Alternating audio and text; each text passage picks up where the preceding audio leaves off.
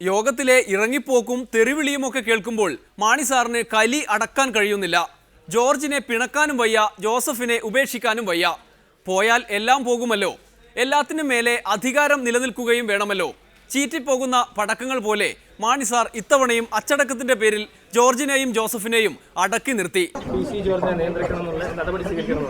അങ്ങനെ P C ജോർജിന്റെ ഒരു വിഷയമൊന്നും പാർട്ടിക്കകത്ത് അജണ്ട വെച്ചുള്ള ചർച്ചയൊന്നുമില്ല. നമ്മൾ പല കാര്യങ്ങളൊക്കെ പാർട്ടിക്കകത്ത് പറയും, പാർട്ടിക്കകത്ത് പല അഭിപ്രായങ്ങൾ വരും. പാർട്ടിക്കകത്ത് പാർട്ടി നയങ്ങളും പാർട്ടി തീരുമാനങ്ങളുമാണ്. പാർട്ടി തീരുമാനം എന്താണെന്ന് ഞാനിപ്പോൾ ഇവിടെ വിശദീകരിച്ചു.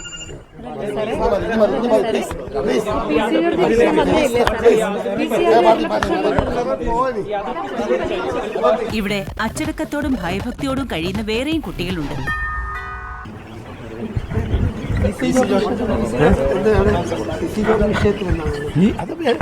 അങ്ങനെ ഒരു വിഷയമുണ്ട്.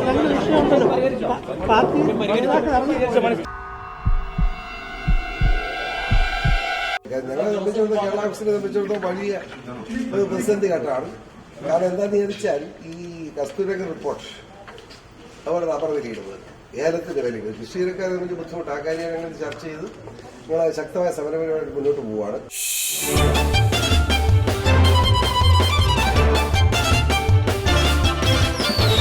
ഇടയ്ക്ക് സീറ്റ് കാര്യം ചർച്ച ചെയ്യാൻ പറ്റായിരുന്നു.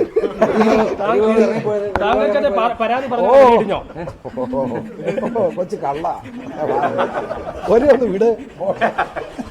നീയൊക്കെ ഇവിടെ കരയെ പിഴയെ ആശ്വസിപ്പിക്കുക എന്ത് കോപ്പാണെങ്കിലും ആയിക്കോ, പക്ഷെ പുറത്തെങ്ങാനും ഇറങ്ങി വന്ന് ഷോ അടിച്ച അടിച്ചു കേട്ടോ. മാണി സാറിന്റെ കണ്ണുരുട്ടൽ കണ്ട് ജോർജ് പേടിക്കുമോ? ലോക്സഭാ തെരഞ്ഞെടുപ്പാണ്. കോട്ടയത്ത് നിന്ന് മാണി സാറിനെ മകനെ വീണ്ടും കേന്ദ്രത്തിലേക്ക് അയക്കണം. ജോർജ് ഉടക്കിയാൽ അത് നടക്കില്ല. ജോസഫ് ആണെങ്കിലും സ്ഥിതി അതുതന്നെ. പിണറായി പരിശുദ്ധനായി വന്ന സ്ഥിതിക്ക് ജോസഫ് ഗ്രൂപ്പിന് അങ്ങോട്ടൊരു കണ്ണുണ്ടെന്നും പറയപ്പെടുന്നു. അതുകൊണ്ട് ജോസഫിനെ പിണക്കിയാൽ പഴയതുപോലല്ല കാര്യങ്ങൾ. എല്ലാ പൂരവും കൊടിയേറും വരെ കാത്തിരിക്കാം. ഇന്നത്തെ കുത്തിത്തിരിപ്പുകൾ അവസാനിക്കുന്നു. നാളെ കാണും വരെ നന്ദി, നമസ്കാരം.